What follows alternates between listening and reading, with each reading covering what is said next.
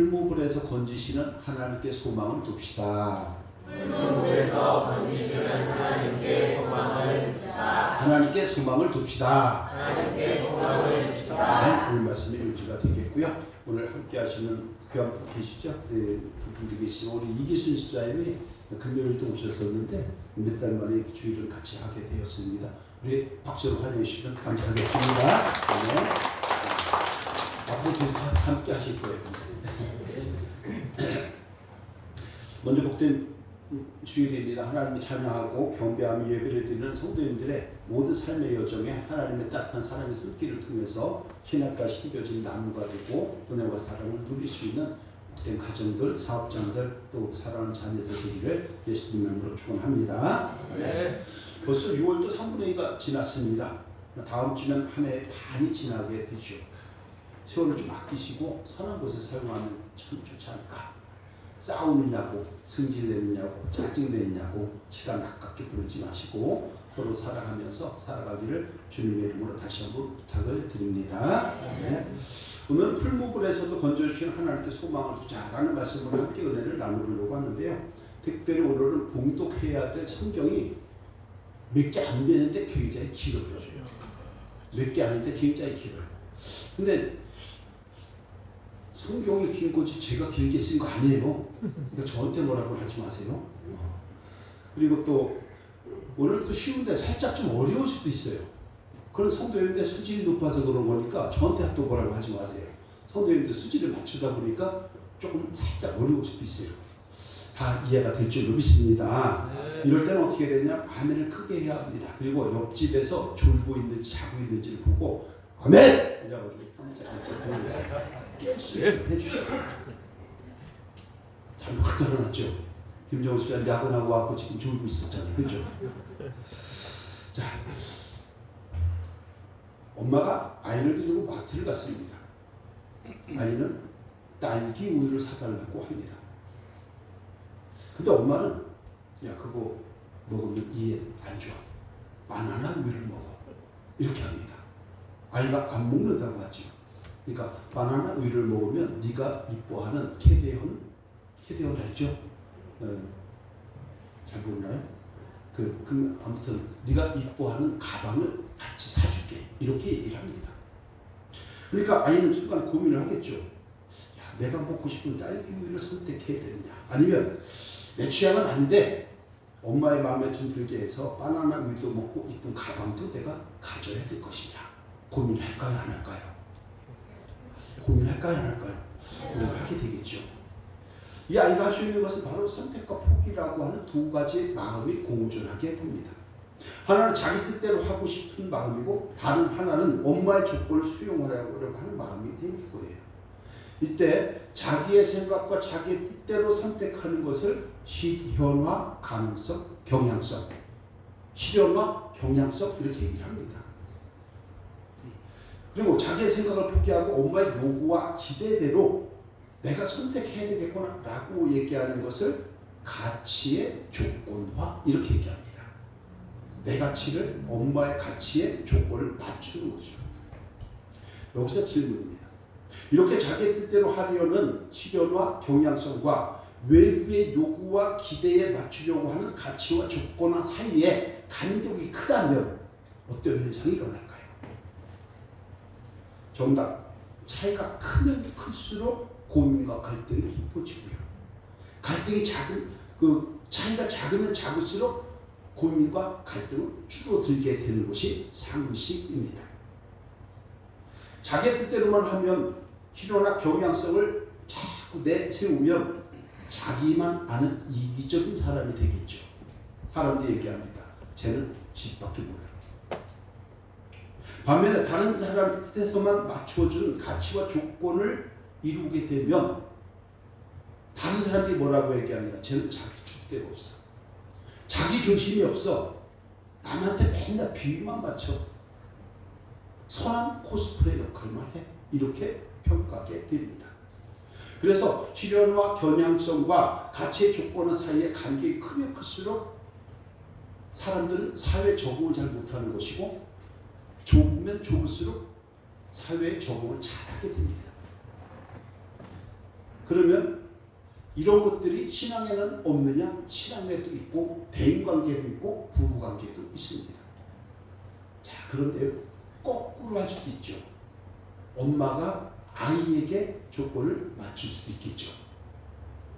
그래서 항상 부모와 자녀 사이에도 이것은 존재를 하게 됩니다. 자, 쉽게 설명을 하려고 했는데 자기가 하고 싶은 실현과 경향성과 다른 사람들의 요구에 맞춰주려고 하는 가치를 내가 조건을 맞추는 거하고 두 가지가 이런 개념이라고 하는 것을 이해가 될 줄로 믿습니다. 그렇다고 하면 믿음의 사람들은 어떻게 해야 될까요? 자기의 뜻과 자기의 경험과 자기의 지식과 자기의 고집대로 하고 싶은 대로 살아가려고 하는 실효나 경향성을 우리는 다 가지고 있죠. 한마디로 얘기하면 내가 하고 싶은 대로 살려고 합니다. 그런데 하나님의 자녀가 되고 보니까 어떤 현상이 일어나냐면 하나님의 말씀을 따라야 한다는 가치관이 내 속에 존재를 하게 되죠. 그래서 우리 믿음의 사람들은 어떻게 해야 되느냐? 주일이면 놀러 가고 싶어요. 바람 쐬러 가고 싶어요. 근데 주님은 뭐라 그러죠? 예배를 드리라고 그래요. 찬양하고 경배하고 말씀 듣고 말씀을 네 마음에 새겨서 한 주간도 승리하는 삶으로 나아가라고 합니다.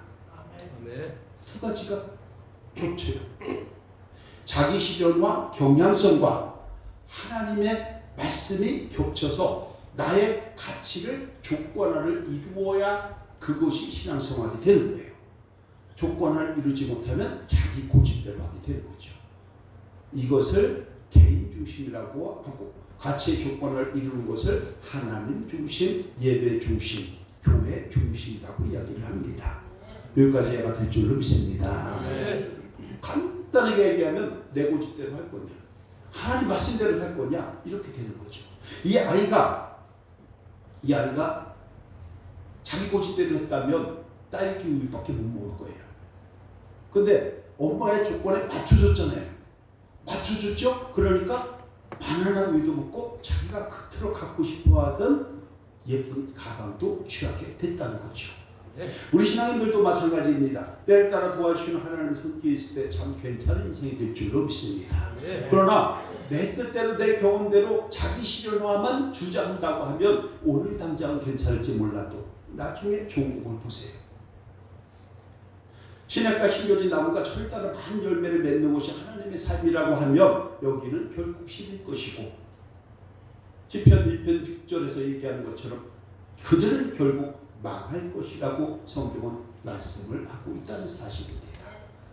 여러분, 그렇다고 하면 가치의 조건을 이루는데 반대의 경우도 있을 수 있겠죠. 내 고집을 꺾고 하나님의 말씀이 따라가는 것을 가치의 조건하여, 근데 하나님 말씀을 꺾고 세상적인 것을 따라가는 것은 그것도 가치의 조건이잖아요. 그런데 나쁜 쪽으로 가치의 조건을 이루게 되는 거죠. 여기까지 이해가 되시죠? 그러면 이렇게 생각해 볼 수가 있죠.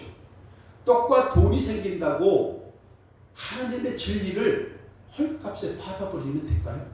안 됩니다. 안 되잖아요. 진리가 아닌 것을 진리인 것처럼 위장해갖고 내가 먹고 산다는 이유로 모든 것들을 거기에 맞춰주면 될까요? 안 되잖아요. 오늘 본문이 바로 그런 내용이에요.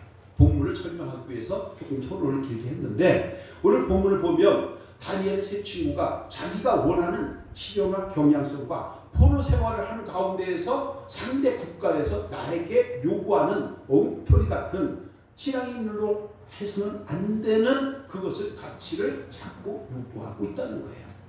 이것을 어떻게 풀어갔는지, 어떻게 풀었길래 결국은 풀무불에서 건짐을 받았는지 라고 하는 것을 오늘 살펴보는 귀한 시간이 되려고 하는 것이죠.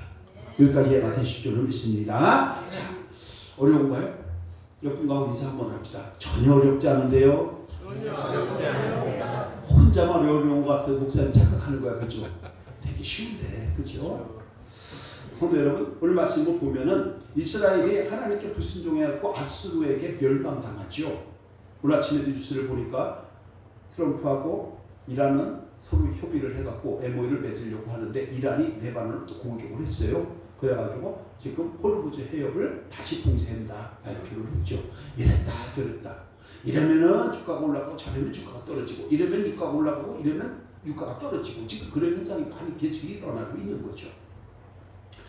아무튼 아까도 잠깐 얘기했지만 팥주 한국에서 장자걸 넘겨주는 바람에 어마어마한 지금 시나리오가 지금 2000년 후에 5000년 후에도 지금 이루어지고 있는 거죠. 자, 아무튼 그때 유다도 잘 했어야 되는데 유다 역시도 회개를 안 했어요. 그러다 보니까 유다 역시도 신흥 국가인 바벨론이라고 하는 나라에 BC 586년에 또 멸망당하죠. 그리고 이스라엘이 흩어졌죠. 2000년이 딱 다시 모였어요. 1947년도 48년도에 모여가지고 지금 다시 나라를 이룬 시온주의가 지금 현재 이스라엘이에요. 우리나라 해방될 때 같이 된 거예요. 이때 바벨론에 포로로 끌려갔던 사람이 다니엘이 있는데 다니엘과 세 친구가 있어요. 사드락과 메삭과 아벤누고라고 하는 이름을 가진 세 친구가 있었어요. 근데 이때 바벨론의 왕이 느부갓네살 왕이에요. 이 느부갓네살 왕에 오른 지가 몇 살인 줄 아세요 혹시? 몇 살에 왕이 된 줄 아세요? 4살에 됐어요. 4살. 그래서 느부갓네살 해갖고 김희철 집사님이 그때 성경 퀴즈할 때 낸 거 아닌가 이거? 네. 느부갓네살. 이 느부갓네살이 왕이 돼 있는데 그 왕이 바벨론 지방의 넓은 지방에다가 금신상을 만드는 거예요. 우리나라도 보면은 왜 저기 박산 같은 데 가면 이상한 거 표적 같은 거 많이 있잖아요. 부처를 엄청 크게 만들어 놨잖아요. 이 금신상을 만들었는데 실제로 재보니까 얼마나 될까요? 잘 모르겠죠. 사지선다를 한번 해볼게요. 1층 첫째 한 2층 높이 된다. 4층 높이 된다. 6층 높이 된다. 8층 높이 된다. 어느 정도 될까요? 5층. 네? 5층 없었는데 2, 4, 6, 8로 찍었는데 8층 높이에요. 8층 높이니까 한 20m 가까이 되는 거예요. 그렇죠? 그런 신상을 세워놓고 거기다가 절을 해라. 금신상에 절을 해라. 안 죽으면 너 풀목을 던진다. 이랬어요. 그럼 자기는 희로나 경향성이 뭐예요? 하나님 말씀대로 따라가는 것이 이 친구는 희로나 경향성이잖아요. 근데 상대는 가치를 요구하잖아요. 너 그럼 주고 나한테 맞춰. 이렇게 지금 요구하고 있잖아요. 그런데 여러분 우리는 과연 이럴 때 어떨까요? 저 아줌마 한번 생각해 보세요. 금신상에 절하고 풀무불에 던짐을 받아서 죽지 않으려고 할까요? 아니면 죽더라도 나는 금신상에 절하지 않을 거예요 라고 우리가 결정을 할까요? 나는 절대 금신상에 절 안 하고 나는 그대로 순교하겠습니다 라고 하는 분은 안 자겠어요. 그냥 반면에 나는 절하고 살아나겠습니다. 유배에 가서 혼자 서 있는데 지금 아파서 서 있는데 그런 분들은 아이고 말도 못해. 그렇게 그런데 여러분 이렇게 풀무불에 던져진 엄청난 상황 속에서도 구원의 은총을 바라보면서 했던 사드락과 메삭과 아벤느라고 하는 친구, 이 친구를 통해서 오늘 말씀 두 가지를 살펴보려고 하는 것입니다. 자, 첫 번째가요. 왜 이 친구들은 건짐을 받았을까? 첫째는 우상을 섬기지 않아야 풀무불에서도 건짐을 받게 된다고 오늘 말씀을 해요. 이거 제가 길게 쓴 거 아니에요. 성경이 긴 거예요. 우리 함께 합니다. 시작. 누구든지 엎드려 절하지 아니하는 자는 맹렬타는 풀무불 가운데 던져놓음을 당하리라 하지 아니하셨나이까. 이제 몇 유다 사람 사드락과 메삭과 아벤느고는 왕 세워 바벨론 지방을 다스리게 하신 자 이거늘 왕이 없는 이 사람들이 왕을 높이지 아니하며 신상에 절하지 아니하나이다. 왕이 다니엘이 세 친구에게 관직을 주었어요. 먹고 살게 했어요. 대단히 예우를 잘했어요. 그런데 그들이 왕의 명령을 거절하고 금신상에게 절하지 않는데요 라고 하면서 고자질을 하고 있는 거죠. 그러자 느부갓네살 왕이 그 친구를 부릅니다. 왜냐하면 왕이 엄청난 그 권력과 생사 여탈권을 가졌는데 말을 안 들으니까 이게 왕이 권위가 안 서는 거예요. 승질 날까 안 날까요? 승진할 거 아니에요. 그러니까 왕이 불렀죠. 새 친구. 그것이 15절이에요. 15절.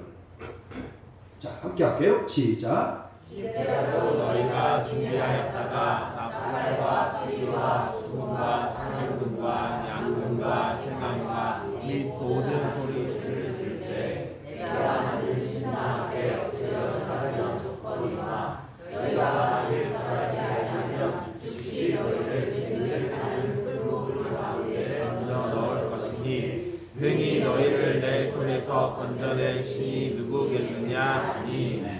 이 말은 너희가 하나님의 백성이라고 내가 믿는 그 신에게 절하라. 그러면 살려줄 것이야. 절하지 않으면 풀무불에 던져서 태워 죽여버릴 거야. 우상하게 절해? 라고 하면서 협박하는 거죠. 위협하는 거죠. 그러자 새 친구는 자신들의 신앙에 대한 실현과 경향성이 있잖아요. 바벨론이 만든 그 우상에게 절을 해야 되는 그 가치와 같이 요구받을 때 고민이 될 거 아니에요. 우리가 그런 상황이 되는 거죠. 아까도 말씀드렸죠. 하나님을 믿는다고 하면서 에이 목숨보다 더 중요한 게 어디 있어? 뜨거운 풀물에 던져 죽느니 차라리 눈 딱 감고 한 번만 절하면 되지. 이렇게 할까요? 아니면 그래도 하나님을 믿는데 그러면 안 되지. 우리가 그렇게 하면은 이거는 배교지 라고 하면서 우리 안 할까요? 스스로 묻고 스스로 한번 답을 해보세요. 겉으로다가 자신감 있게 지금 빵 해갖고 나는 금신상에게 절 안 하겠습니다 라고 하는 사람 면단치 않을 거예요. 양심을 걸고 하면 쉽지 않죠.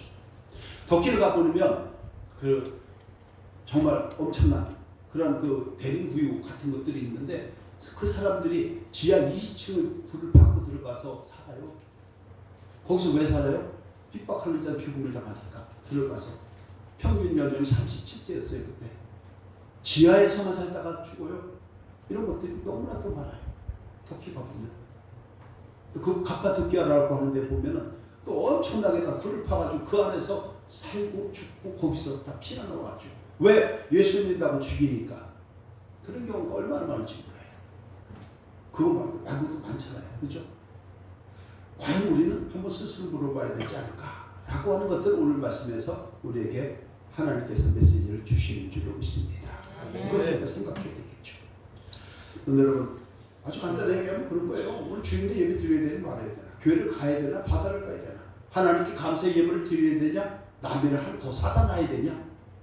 온전한 11조를 드리면 곳간에 쌓을 곳이 없을 정도로 채워준다고 했는데 온전한 11조를 해야 되느냐? 아니면 내가 조금 더 먹고 조금 더 살아야 되니까 옷 한 벌 더 사고 신발 하나 더 사고 아이셔츠 하나 더 사고 넥타이 하나 더 사야 되느냐?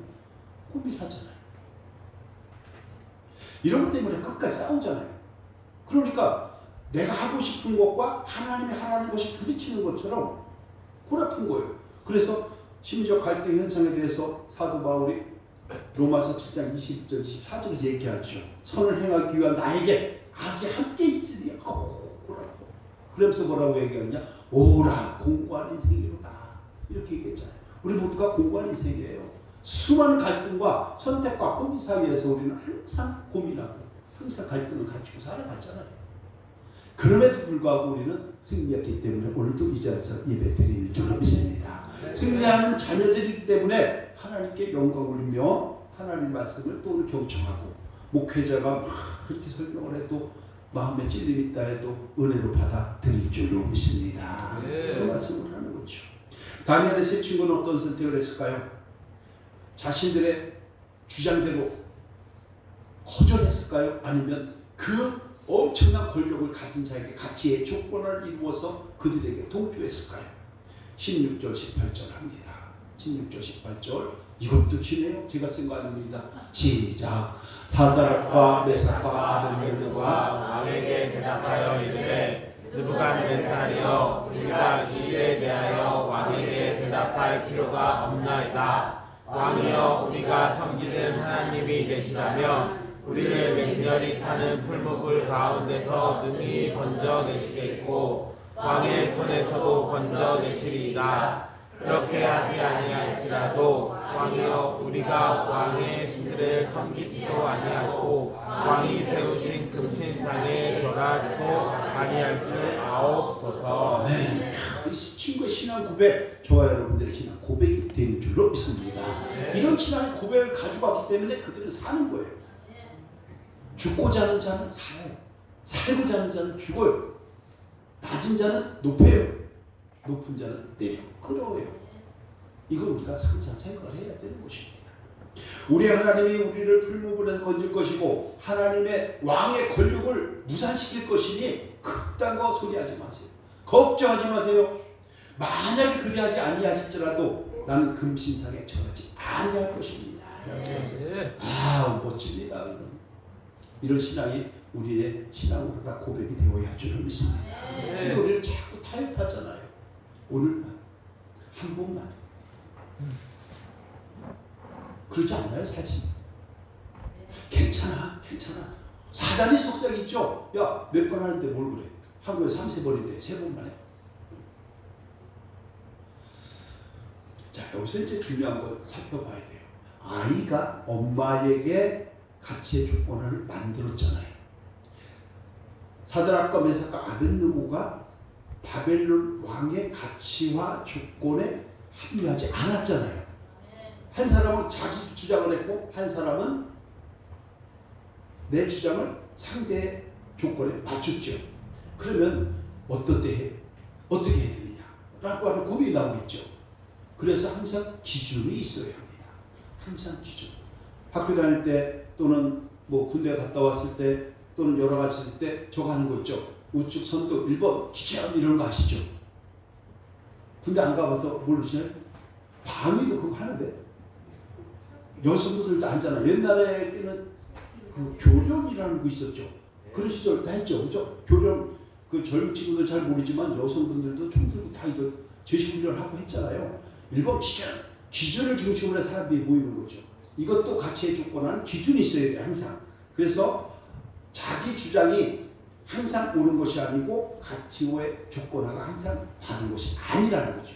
그런 그 조건이 뭐냐면 세상 만사의 모든 기준은 최고의 권위는 성경 말씀이 된 줄로 믿습니다. 그래서 법관들이 성경을 통독하는 거예요. 중들도 성경을 보는 거예요.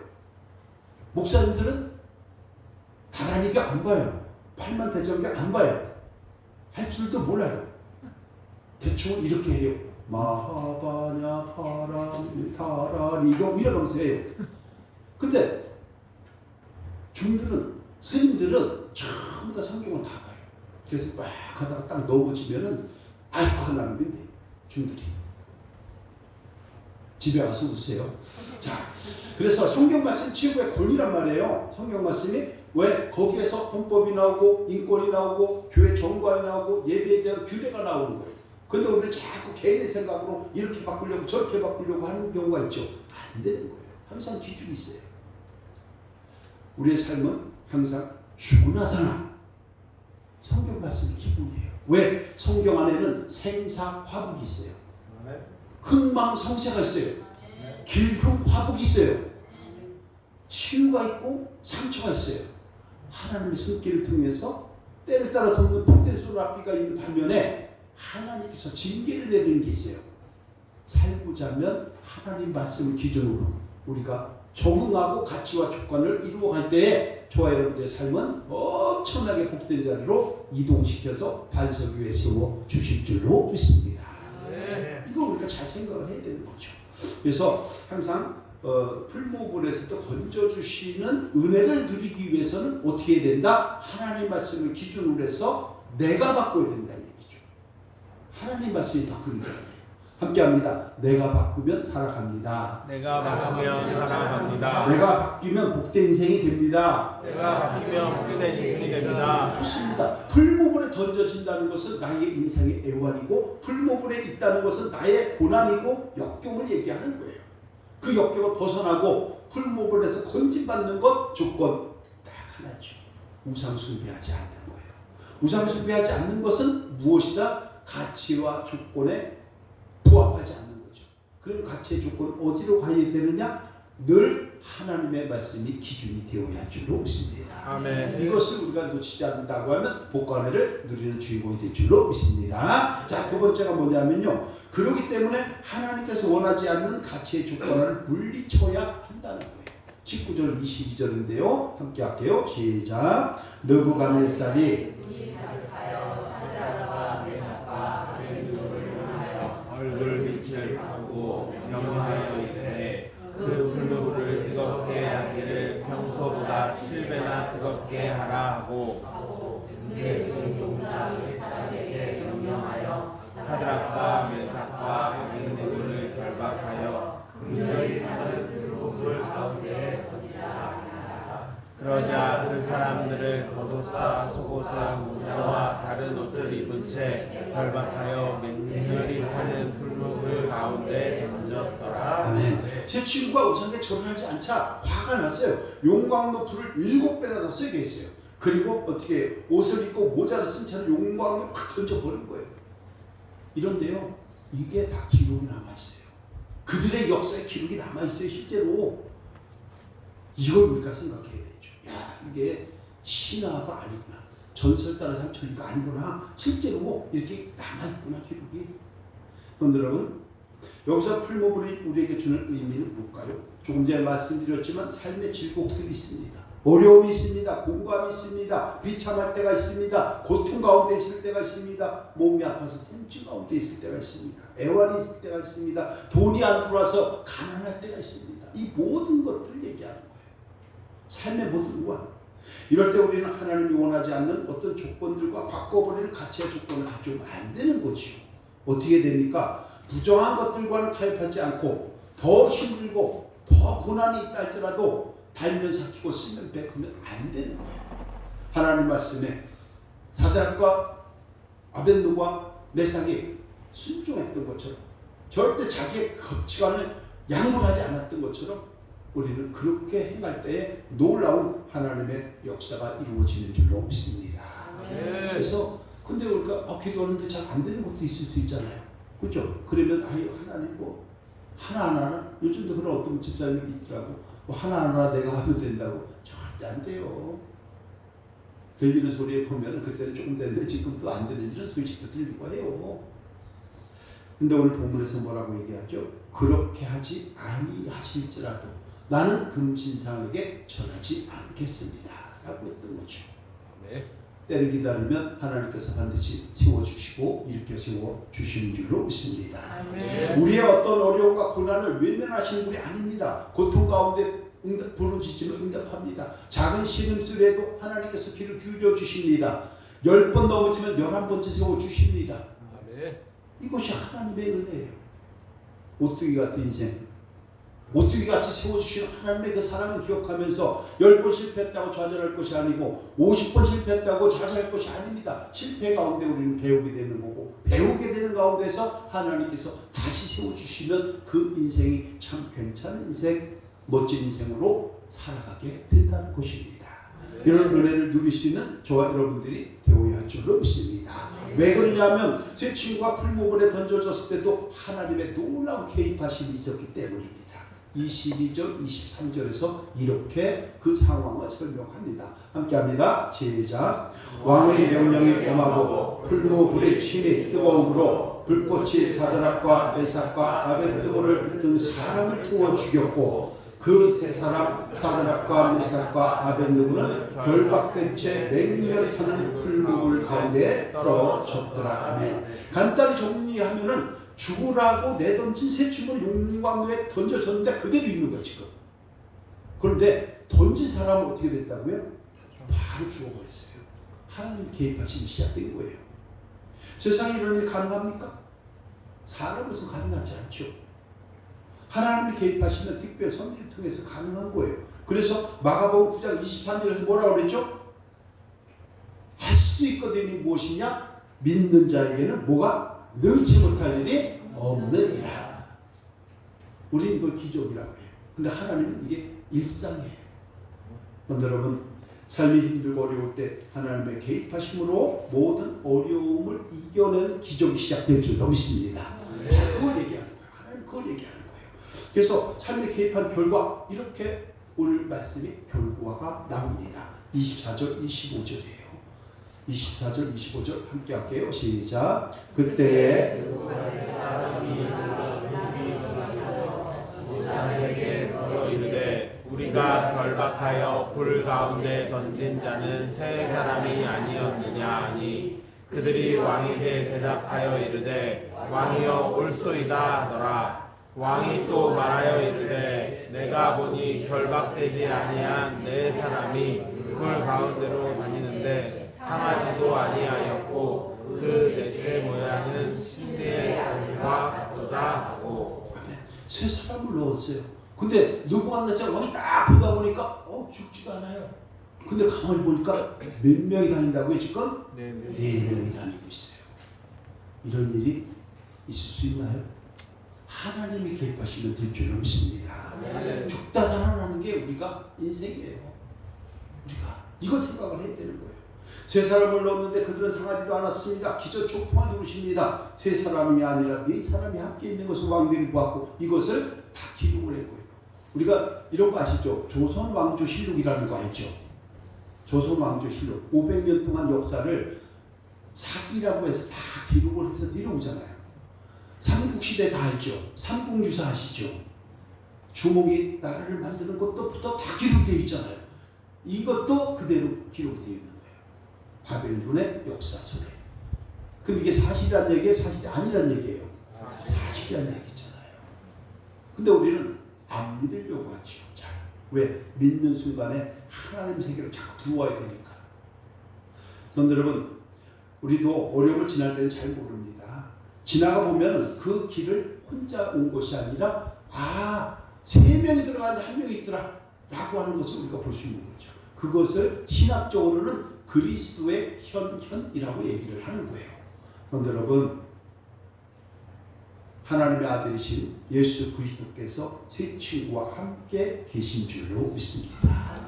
이것은 우리의 신앙의 고백이 되는 것이죠. 그래서 우리는 이런 생각을 해야 합니다. 나 혼자 지나왔는데요. 그것이 은혜였는데요. 그냥 감사했죠. 그게 아니고요. 그것을 지나오게 했던 그 사랑을 볼 수 있어야 돼요. 그래서 책에 보니까 이런 게 있어요. 예수님의 발자국이라고 하는 글이 있어요. 제가 한번 읽어볼 테니까요. 잠시 그거를 한번 마음에 새기시면서 마무리를 하겠습니다. 그 글에 어느 날 밤 한 사람이 꿈을 꿨습니다. 그는 모래 위에 새겨진 두 줄의 발자국을 발견했습니다. 하나는 자신의 것이고 다른 하나는 예수님의 발자국이었습니다. 그가 살아오는 동안 예수님이 언제나 그와 함께 걸으셨던 것입니다. 그런데 어떤 때는 그의 인생의 발자국이 한 줄이었다는 사실도 깨닫게 됩니다. 그래서 그는 예수님께 묻습니다. 주님, 왜 주님은 정작 제가 주님을 필요로 할 때 저를 혼자 걷게 하셨습니까? 그때 예수님 말씀했습니다. 내 사랑하는 자녀야, 내가 가장 힘들고 고통스러울 때마다 모래 위에 발자국이 한 줄밖에 없었던 것은 그때마다 내가 너를 얻고 왔단다. 그래서 하나의 발자국은 내 발자국이 아니라 나의 발자국이란다. 여러분, 이 시간도 풀무불과 같은 역경을 지날 때가 있습니다. 겉으로는 괜찮지만 속으로는 힘들고 짙은 영혼들이 너무나도 많습니다. 아픈 영혼 많습니다. 마음에 상처받은 영혼 많습니다. 오늘 이 시간도 그럼에도 불구하고 풀무불에서도 건져주시는 소망의 하나님이 함께 하시기 때문에 우리는 소망을 가지고 미래를 설계해 나갈 때에 놀라우신 하나님의 손길을 통해서 은혜를 누리게 될 줄로 믿습니다. 그 결과 다니엘은 결과가 이렇게 되죠. 27절 마지막 절이에요. 함께합니다. 27절 없나요? 27절에 보니까 뭐라고 얘기하죠? 건증을 받은 즉 몸을 해하지도 못하였고 머리털도 흘리지 아니하였고 겉옷도 변하지 아니하였고 불탄 냄새도 없더라 라고 성경 기록을 하는 거예요. 이와 같은 복과 은혜를 누릴 수 있는 저와 여러분들의 삶의 현장들, 삶이 어렵고 힘들고 지친다 할지라도, 경기가 어렵고 바닥이라 할지라도 그래도 이것이 은혜구나 라고 하는 것을 생각하면서 감사함으로 풀무불에서도 건져주시는 주님을 바라보고 어떤 고통도 시련도 역경도 이겨내고 마침내 승리하기를 주 예수 그리스도 이름으로 축원합니다. 기도합니다. 건너가신 아버지 하나님 감사합니다. 우리의 모든 인생의 풀무불을 지난다 할지라도 결단코 세상과 타협하지 않는 가치의 주권을 이루기를 원합니다. 하나님과 함께함으로 소망의 열매를 자꾸 맺고 누릴 수 있도록 인도하여 주시고 풀무불에서도 건져주시는 그 주님이 함께한다는 것을 생각하고 날마다 새 힘을 받고 일어나 걸을 수 있고 마침내 승리케 하여 주옵소서. 예수 그리스도 이름으로 기도드립니다. 아멘.